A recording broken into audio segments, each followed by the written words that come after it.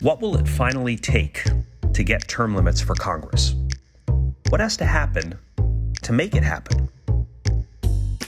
I'm Nick Tomboulides, and this is No Uncertain Terms, the official podcast of the term limits movement for the week of August 30th, 2021.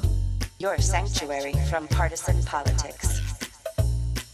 This week, we are reimagining the future from a term limits perspective and talking about three pivotal events that could change history by making term limits for Congress inevitable. Phil Blumel is out this week attending to some business, but don't worry, he will be returning soon.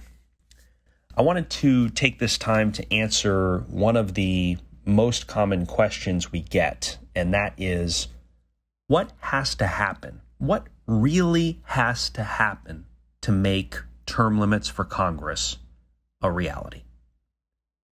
And we're not talking about any snake oil solutions or sound bites that you hear that are common in politics everywhere nowadays. What we're talking about are three realistic things that might happen in the very near future that would completely change the landscape. It would send shockwaves through the political elite, and it would make term limits for Congress inevitable. Whether it's all three of these things happening, two of them, or even just one of them, all of these are possibly instrumental events to make term limits for Congress inevitable. Number one, more state legislatures have to pass the term limits convention. We see them taking action already. You've got Florida, Missouri, Alabama, West Virginia have all passed it. We've got a single chamber in Utah, Tennessee, North Carolina, Louisiana, Georgia. They have passed resolutions calling for a term limits convention. And every time a state does this, their Secretary of State sends a copy to Congress. So the swamp is aware of us. Congress is aware of this. And they are aware that, unlike everything else they deal with, they are utterly powerless when it comes to stopping a term limits convention. The Constitution is crystal clear. The writings of the American framers are crystal clear. The Article 5 convention is a bypass. It's the alternative route that goes around and not through Washington, D.C. So each successive state that makes the call for a term limits convention, every time that happens, the facade around Congress starts to crack because they're powerless to stop this. So that's number one. State legislatures need to keep calling for a term limits convention. That is obviously the centerpiece of everything that we do at U.S. term limits. Number two, more candidates for Congress need to sign the U.S. term limits pledge and co-sponsor the amendments. Do not misunderstand this one. No one here is holding their breath, waiting on Congress to term limit themselves. That's not why this one is important. The tribal chiefs in Washington, Nasty Nancy, Crooked Chuck, Moldy Mitch, Creepy Kevin, they're not going to move on term limits, at least not on their own. And congressional elections here are functioning more and more like Chinese or North Korean elections, where no matter who actually wins, it's going to be the leadership that decides everything. But this one is still important because it raises the profile of term limits. For example, when Senator Ted Cruz goes on TV, Fox News, or wherever, he always gives term limits a shout out. He talks about his amendment. But more importantly, having a base in Congress is going to be vital, because once even more states are calling for the term limits convention, Congress will be feeling the heat. And they may have no choice but to propose a term limits amendment of their own. And the question at that point will be, will they propose a real term limit, such as 3 terms in the House, 2 terms in the Senate? That's the limit on our pledge. Or are they going to propose garbage, fake term limits, like a 12-year House limit or a 16-year House limit, which you might as well call the Career Politician Empowerment Act or the Lobbyist Empowerment Act, because a term limit in the House of 12 years or longer is hardly a term limit at all. So if they are left to their own devices, it's going to be something really stupid and really ridiculous. But if we hold them in check, if we grow our number of pledge signers, we can prevent that from happening, and we can insist on real, authentic, genuine term limits when the time comes. So that's number 2. More candidates for Congress need to sign the pledge. This is a public service announcement.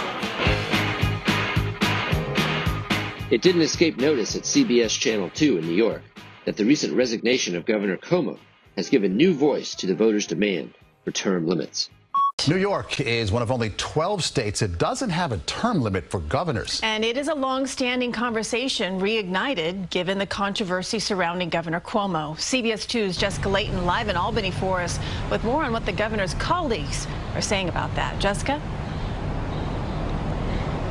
Well, Christina, Maurice, think about the last 5 years. So much of the state's leadership has gone down in huge disgrace. And now with the governor's most recent scandal, legislators from Long Island to Rockland County to right here in the Capital Region are joining the term limit debate.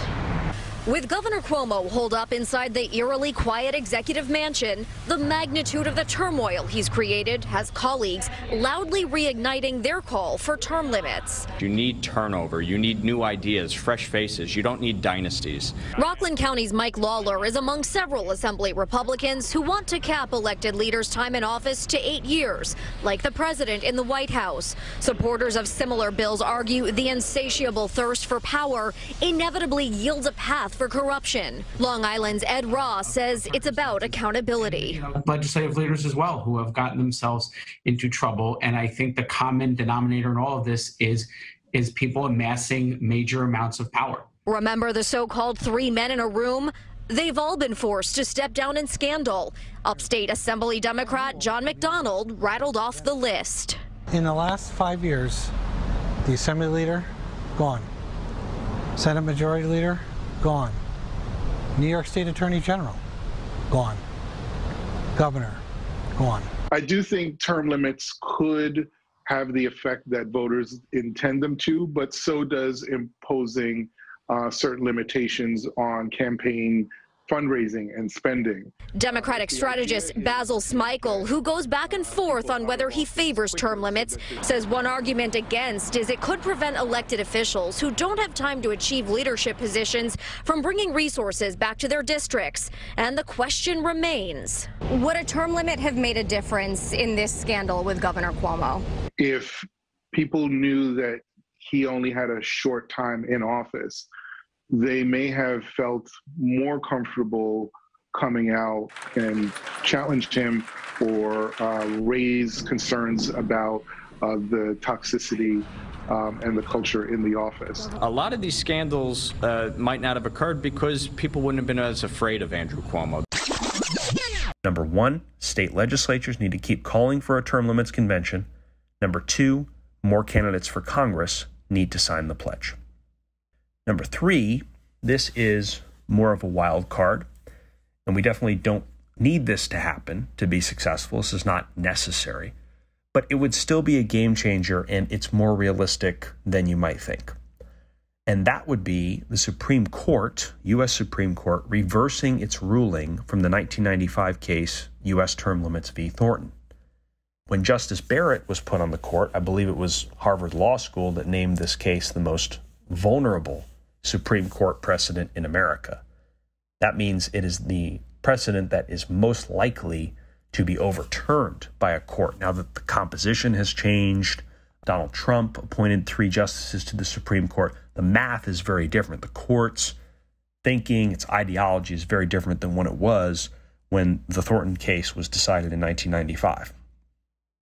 So if for any reason U.S. term limits versus Thornton does get overturned, all of those dead laws that 23 states passed in the 1990s to term limit their congressmen, nearly all of those laws would rise from the grave like Lazarus overnight, and it would put Congress in an impossible bind because you'd have a situation where some of Congress would have term limits, some of it wouldn't, but a ruling there would make it very, very difficult for them to avoid proposing an amendment that applies to all the members.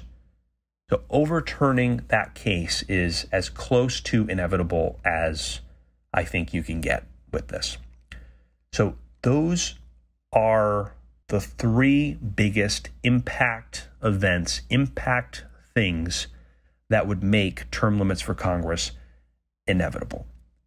That's number one, state legislatures need to keep calling for a term limits convention. Number two, more candidates for Congress need to sign the pledge. And number three is the wild card, the Supreme Court revisiting the Thornton decision and possibly overturning it. And the effect that all three of these movements, of these possibilities have, is that they are the three walls caving in on the swamp right now. If we have all three of those, there's no doubt in my mind that term limits will become a reality in very short order. Heck, even if we get just two of those things, we're in a very strong position to win this fight. And of course, the most important of those three elements is getting state legislatures to continue calling for the term limits convention. I am going to square with you. Nobody can tell federal judges and courts what to do, but the thing that we can all influence directly is getting state legislators and congressional candidates to sign the U.S. term limits pledge. If they're Democrats, they're going to talk a lot about fairness. Tell them to make our elections fair by supporting term limits. If they're Republicans, they'll say they want liberty. Tell them to liberate our country from special interests by passing term limits. This issue is like an all-you-can-eat buffet. No matter who you are, no matter what you like, there is something in it for you. There is something in term limits for you. And we can make this a reality. It is within our reach because we can pressure these legislators to sign the pledge, and we can get the leverage we need to make term limits inevitable because we all benefit from a better system. Hi, this is Scott Tillman, the National Field Director with U.S. Term Limits. We have not yet entered election season, but we're right at the front end of it, and candidates are already getting registered to run for office. It's not the same process in each state. In some states, the candidates have to register at the state level with the Secretary of State, and in others, they register with the county clerk or the local elections official. In some states, it's a combination of those things. In many states, they can pay a fee to be on the ballot, but in other places, they actually have to gather nominating petitions. This is true of both congressional and state legislative candidates, and it makes it hard to get a thorough list of all the candidates until after the state filing deadline, and those state filing deadlines will be taking place all next year from January till August. We have already identified over 1,000 new candidates who are running for Congress and several thousand running for state legislature. Now, we ask congressional candidates to sign the U.S. Term Limits Pledge. This pledge is to co-sponsor and vote for the U.S. Term Limits Amendment of 3 House terms and 2 Senate terms and no longer limit. And over 140 congressional candidates have signed the pledge in 2021. And now there are 2 ways to amend the Constitution so the states can initiate a term limits amendment convention. And that requires state legislatures to pass resolutions. Now there are 99 state legislative bodies in the 50 states, and there are over 7,300 state legislative seats in those legislatures. Over 6,000 of those seats are up for election in November 2022, and the candidates are getting into those races now. We ask the candidates for these seats to sign this pledge. I pledge that as a member of the state legislature, I will co-sponsor, vote for, and defend the resolution applying for an Article 5 convention for the sole purpose of enacting term limits on Congress. Over 114 candidates for state legislature have signed this pledge in 2021. Now, our pledge season is just getting started, and we need your help collecting pledges from candidates and incumbents. You can follow us on Facebook to see all the recent signers in your state and to help keep up with the term limits news in your area. And you can contact me, Scott Tillman, at stillman, that's S-T-I-L-L-M-A-N, at termlimits.com for instructions on how to contact candidates in your area and ask them to sign these term limits pledges. Help the movement by taking action to help us term limit Congress. Thanks for joining us for another episode of No Uncertain Terms. The term limits convention bills are moving through the state legislatures.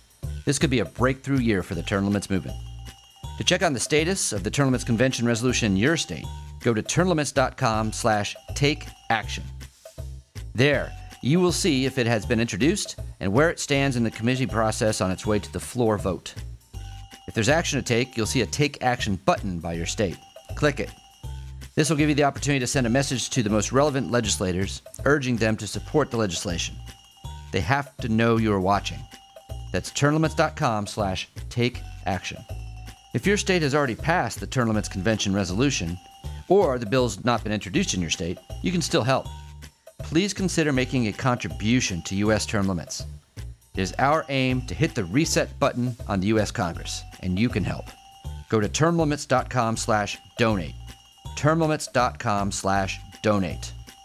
Thanks. We'll be back next week.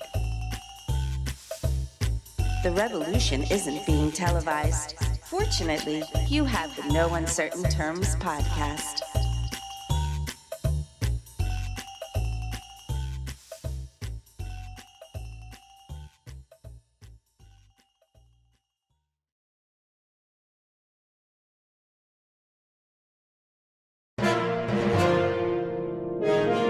USTL.